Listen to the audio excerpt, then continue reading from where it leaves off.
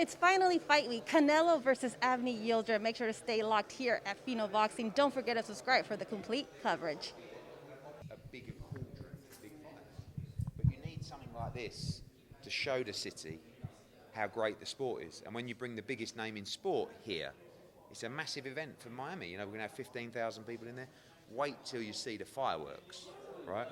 Because, you know, last time Canelo loved the fireworks, right? So I want to make sure I go, you know, I've spent a lot of money on fireworks, so you better enjoy it. And he better enjoy it. But Is this fireworks going to top the last ones? oh, yeah, yeah. Better. It's cost me more money. But it's part of the show. You know, the sell for this event is, you know, witness Canelo, witness greatness. So when you watch Canelo Alvarez, you're watching the best fighter in the world, and you're watching the best show in the world. This fight, I actually like this fight. You know, I think the great thing about this fight is rather than taking up one of Canelo's 2 dates, you know, Cinco de Mayo and September, this fight is wedged between them. He has to fight this fight or he loses WBC title. But to do it in February, in the middle of those, is fantastic for boxing. And I actually like the fight because I know Yildirim and I know his team, and I know they're massive underdogs, but I promise you, they're not going to come and survive. Right? They know the only way they can beat Canelo is to fight fire with fire. Dangerous. But you can't beat him any other way.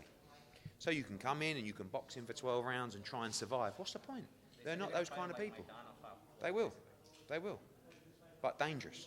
Because Canelo is like nothing I've ever seen before. Live. What is your opinion about to have Canelo Alvarez, a Mexican fighter, as the face of boxing? I think, you know, as we find out more and more, you know, we've just had 2 Mexicans fight on our show in the UK and just beat a couple of our UK fighters as well. I kind of feel like, although I'm 100% British, you know, part of my heart belongs to Mexico for boxing, because that for me is where it not necessarily started, but it's the beating heart of the sport, you know. And someone said to me, and I won't say who said it, you might not even know him, but when Mauricio Lara beat Josh Warrington a couple of weeks ago, it was such a big win. I mean, understand, Josh Warrington is the #1 fighter in the weight class. This young Mexican fighter just came over, no one gave him a chance. Not even people in Mexico, really, you know, and he won. And I spoke to someone in Mexico and I said, how? He said, Eddie, we have thousands of Mauricio Laras. Do you know what I mean? So what that means is your talent is so deep, but so many kids don't get the chance to come through.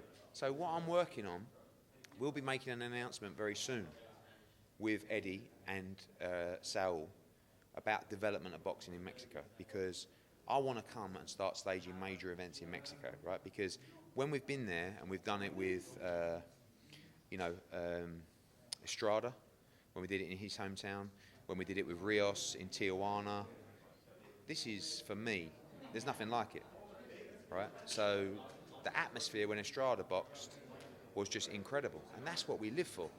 You know, San Antonio, which was even, you know, what, 12,000 in a 60,000 arena, but there's so many great talent. I mean, there's another great talent behind you, a guy called Keyshawn Davis. Look, you know, this is another great talent. He's not Mexican, but he can probably fight like a Mexican, you know. I love it. I think it's brilliant. And, you know, even like, for me, I watch Julio Cesar Martinez. See, British fight fans are interesting. They love boxing. They love Mexicans because they're so exciting. For me, I believe Julio Cesar Martinez can be a pound-for-pound star. We just got to keep him focused. We got to keep him disciplined. We got to keep him active. But he's so exciting, so exciting.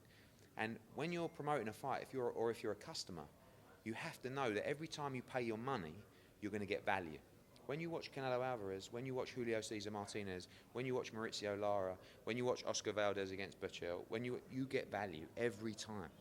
So it's, for me, it's foolproof. Mexican fighters, you're never going to get a bad night ever. So it's great, and you know, like I said, we'll be making a big announcement in the next couple of weeks about a big launch in Mexico, and we want to keep unearthing stars, because, you know, some fighters come from all kinds of different backgrounds, but you know that people like Mauricio Lara, how tough is he? You know, what kind of background? I'd like to go to where he grew up, right, and learn more about that place. because that, when we talk about content as well, that's compelling content.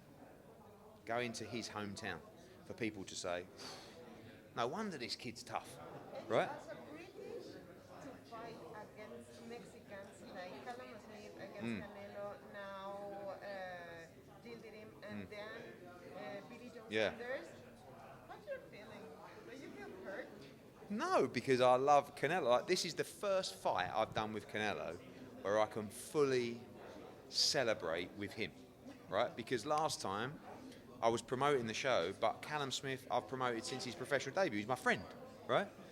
But I'm sitting there watching the fight and I'm just in awe of Canelo Alvarez. I'm thinking, how good is this fighter?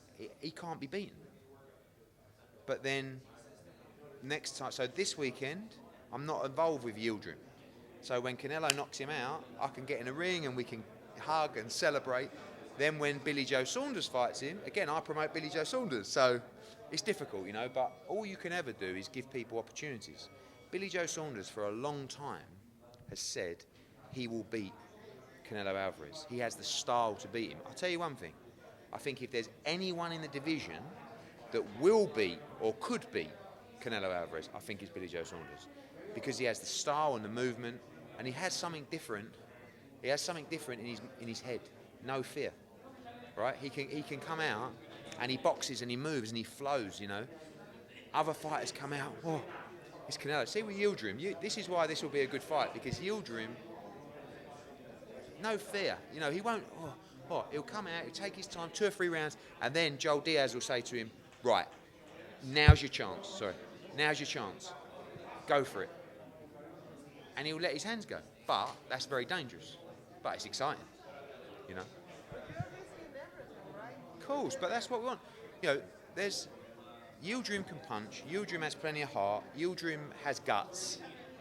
But you know, again, like I've never sat. Callum Smith is the #1 fighter in the world at 168, or was, right? Ring Magazine champion. And it's like I'm watching it thinking, you can't win a round, let alone the fight. So how good is Canelo? And the problem is as well, when you have momentum, when you have confidence, and that comes from your team as well. So right now, I would not bet against an Eddie Reynoso fighter, ever. Right? I think Andy Ruiz can go and win a world title. I think maybe Ryan Garcia can beat Gervonta. Like, that's the feeling in their camp. And it's a very good feeling for a fighter to know that this is our team and we are unbeatable. You know, and but the difference is, you know, again, going back to the upbringing, you know that Canelo Alvarez has been doing this for a very long time, you know, since what? 15 years. Yeah, but probably, you know, even younger than that, you know, but he was, what did he make his debut at, 16 or 15? 15. You know, he's seen everything, you know. It's just a shame Floyd Mayweather's not around, you know. Eddie, so you think Billy Joe Saunders has what it takes to hand Canelo the second defeat? Obviously, he struggled against Floyd Mayweather. You think the abilities in Billy Joe? I think he's an underdog in the fight, of course, but I think he may be the guy who has a better chance than anybody to beat him, because he's a bit crazy and he won't fear, and he's slick, right? And, you know, we know that in the past, we keep saying, don't we, that Canelo has struggled against slick fighters. But this is when he wasn't as good as he is now. Do you know what I mean? So people talk about the Lara fight, the Floyd Mayweather fight, the Trout fight. But he was 40% of the fighter that he is now. But I do believe that the Billy Joe Saunders fight is massive. It's another champion, and Billy Joe Saunders really believes he will beat him. He always has believed he'll beat him. And when you have that belief, you always have a chance. It's when you go into the ring beaten already against Canelo Alvarez that you might as well not turn up. Billy. Ahead of ourselves, but also Canelo does want to fight Caleb Plant. Yep. Past Yildirim and BJ Saunders. What do you think about that? Another good fight. You know, Caleb Plant is an exceptional fighter. He's a great mover. Has good fundamentals. Just don't see him beating Canelo Alvarez. Again, I've been watching boxing for 33 years live. Never seen anything like it. You know, I've watched Mayweather fight. I've watched greats, heavyweight greats, Mike Tyson. I've watched Nazim Hamed. I've watched Joe Calzaghe, you know, Brits before us, Mexican fighters before us. I've watched Pacquiao, I've watched Marquez. I've watched all these guys live. I've never seen anything like Canelo Alvarez. What chance do you give Caleb Plant? Good chance, because he's a world-class fighter. He's elite. He's like, you know, he's a brilliant fighter. So always a chance, but something's got to go wrong. Do you know what I mean? So Canelo's got to perform badly, prepare badly, maybe have some problems outside the ring. I don't know. Something like, if you get the best Canelo Alvarez against the best Caleb Plant, Canelo wins 10 times out of 10. But if you get an underperformance and you get a 10 out of 10 Caleb Plant, or you get a bad camp or an injury or something, that's what I believe it's going to take for him to lose.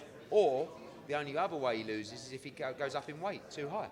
So if he fights, I don't know, Beterbiev, or if he fights cruiserweight. And really, that's what happened with Lomachenko. Lomachenko's not a lightweight, but he just kept going till he ran into a big, strong lightweight that could push him back and beat him. Eddie, any news on Devin Haney? Obviously, there's talk about possibly facing Jorge Linares. Can you give us any feedback on that? Yeah, that's the fight I want to make. I think it's a wonderful fight. I mean, you know, I was arguing in a good way with Bill Haney the other night, and he said, "Oh, you know, you said that we need a breakout fight." I really feel like Devin does need a breakout fight.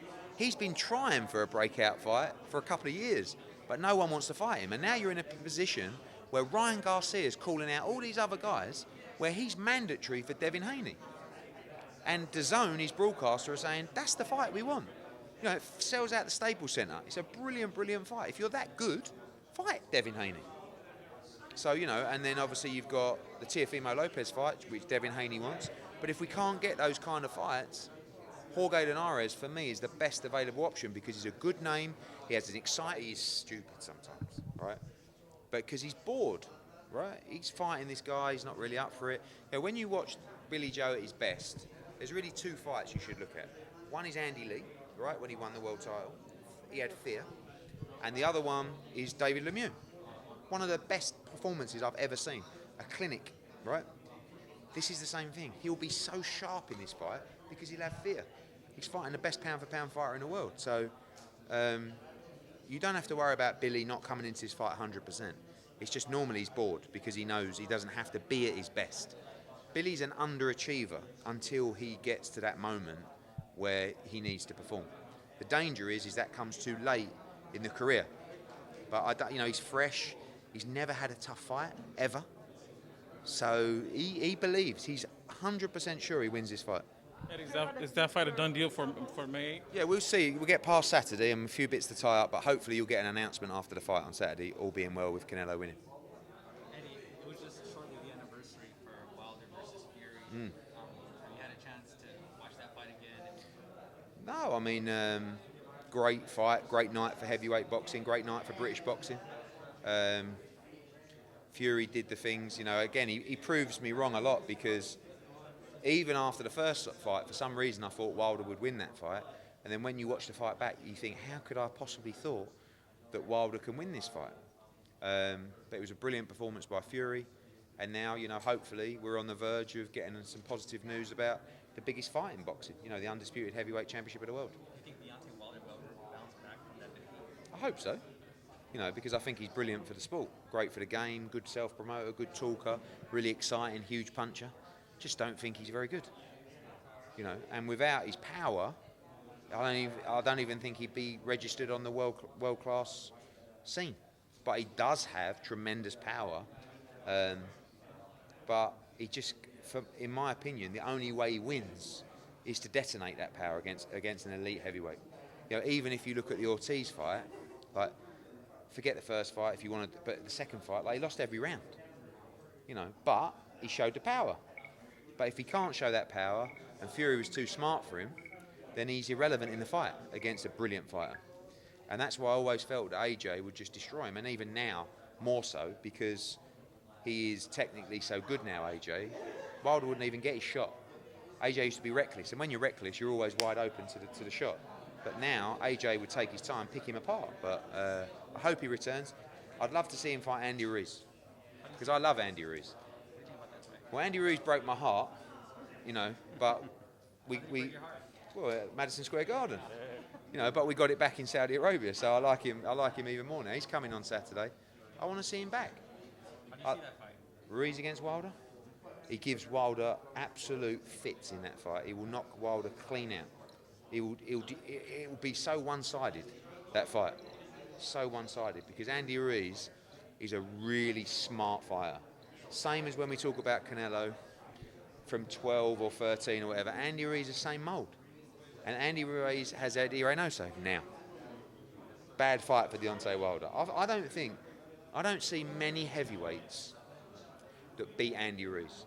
I think you've got to have the right style. But when he's on, you know, the heavyweights that I think can beat Andy Ruiz, I think Dillian White has a great chance. That's a fantastic fight.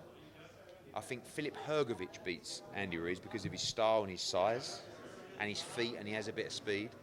But I think if you have slow feet or you don't like fighters coming in and under,